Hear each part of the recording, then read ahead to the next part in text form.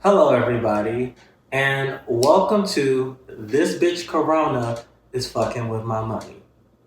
I'm Eric Payne. I am a creative consultant, the founder of ETC Agency, and a photographer. I've been freelancing for the past 8 years, and over the last 8 years, I've learned a lot of things and I've learned nothing. But I have some information to share with you today, and I'm going to call this Freelance Survival 101. Because just like most doomsday preppers, we got to prep too. So, to start off this little live feed, I wanted to give you just a little facts about the freelance landscape and just what we're looking at. So, there are 57.3 million people in the freelance workforce. And by 2027, the majority of the rest of the 9 to 5ers are going to become a part of the freelance workforce. $1.4 trillion is in the freelance market, meaning that you, and me are not maximizing our potential if we are not seeing part of that 1.4 trillion. Okay? And the last fact I wanted to share with you is that 71% of our creative freelance workforce is moving into the technological digitized realm, meaning that a lot of our analog processes have become more available through technology and through the web. And it's for us as creators to kind of adapt to those processes to make sure that we are broadcasting our creative work and our skills to the largest markets available. With that being said, I wanted to give you 10 tips on how you can survive this freelance pandemic. Tip number one is freeze your taxes. The government has put in place a plan that allows you to freeze your taxes for at least 60 days, giving you a breath of fresh air when that deadline hits on April 15th because what? Taxes are due.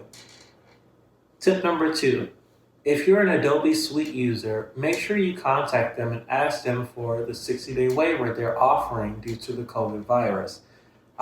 They're offering this to everyone. They're offering this to students and educators as well. I would make sure you highly utilize this resource and share it with any other creatives that you may know because it's an expensive one.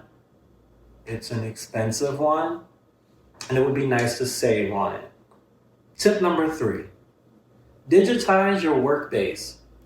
Make sure that you're utilizing websites like Fiverr.com to digitize your work base and get the max potential of client base possible. Fiverr is a website that allows people from all over the world to find your services, meaning if there are cities and countries that are not affected by the COVID virus as much as we are, like here in New York City, you can still get work, girl, or boy, or them, they, it. Anyways, tip number four, search for government contracts for creatives. The government has not shut down. The government is still working. They still need creatives. They have jobs for you. Search for government contracts within your local community or maybe a town over. You never know, but there is money out there to be made. We just got to make it. Tip number five, reach out to your state representatives in regards to the freelancers' rights and benefits. There are multiple bills going into Congress to be looked at and reviewed, and it's up to you to speak to your representatives to make sure that your voice is being heard in support of those bills. If we're not being recognized, we will not get what we need.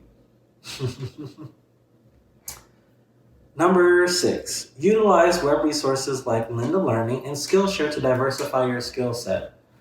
These websites come in as a lifesaver to me, okay? If you have a library card, first I would recommend looking at your library resources and making sure they're not already paying for it first, because you may be able to get it for free through your library card or your institution.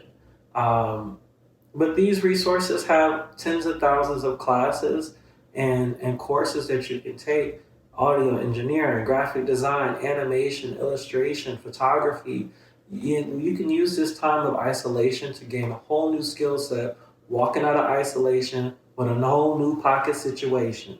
Okay? Walking out of isolation with a whole new pocket situation. Catch that.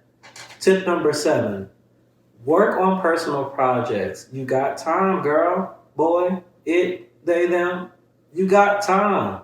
Focus on those personal projects. Put your heart into your work. Focus on you and not the clients that you had. You may find that you've created something new. Ingenuity is a good word for this one. Be ingenuitive.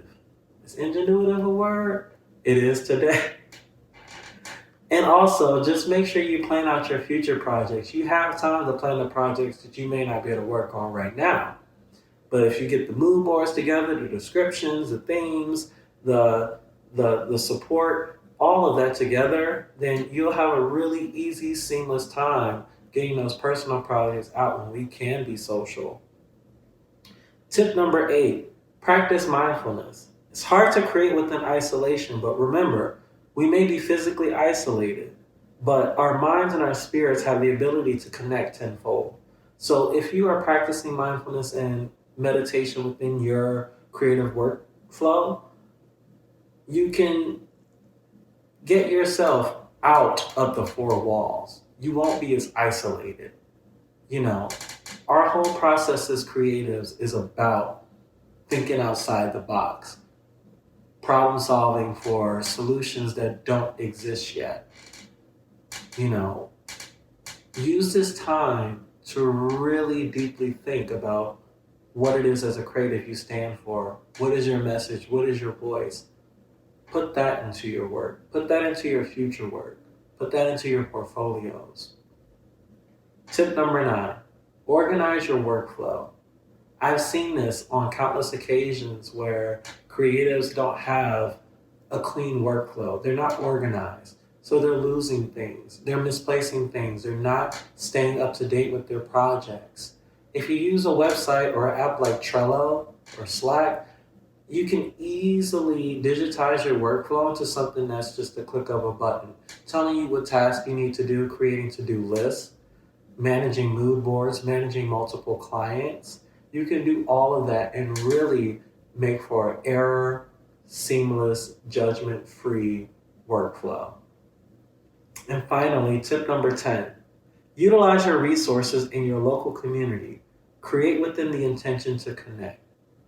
This is the time to connect with your local community. This is the time to connect with those over social media that you love, your friends.